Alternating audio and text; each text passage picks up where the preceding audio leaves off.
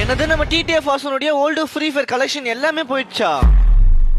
அப்படிதான் ஒரு நாள் டிடிஎஃப் வாசன் ஷூட்டிங்காக கார்ல போயிருப்பாரு அவங்க ஃப்ரெண்ட்ஸ் கூட.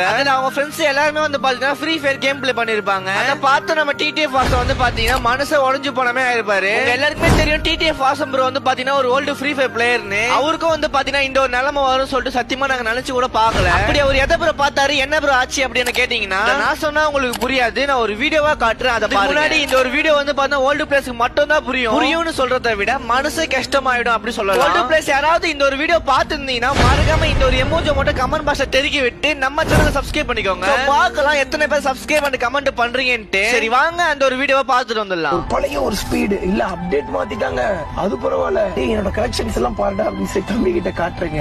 ஆனா இதெல்லாம் எங்கிட்டே இருக்குன்னு அப்படிங்கிறான். என்னடா சொல்றேன் அப்படின்னு சொல்லி கேட்கிறேன். ஆனா இப்ப ரீசெண்டா ஏதோ ஒரு இது விட்டாங்கன்னா அதுல எல்லாமே கொடுத்தாங்கன்னா ஏதாவது வாங்கிட்டோம் அப்படின்னா எனக்கு மனசே ஒழிச்சிச்சு. சரி பரவாயில்ல, என்ன பண்றது, சரி பரவாயில்ல ஆடலாம் அப்படின்னு சொல்லி ட்ரை பண்ணுங்க. அந்த பழைய ஸ்பீடு வரல, பழைய கண்ட்ரோல் வரல. கரெக்டா எனிவி வந்துட்டான்னாங்க, அவனை நான் சொல்றதுக்குள்ள சுட்டு கொண்டுறான்.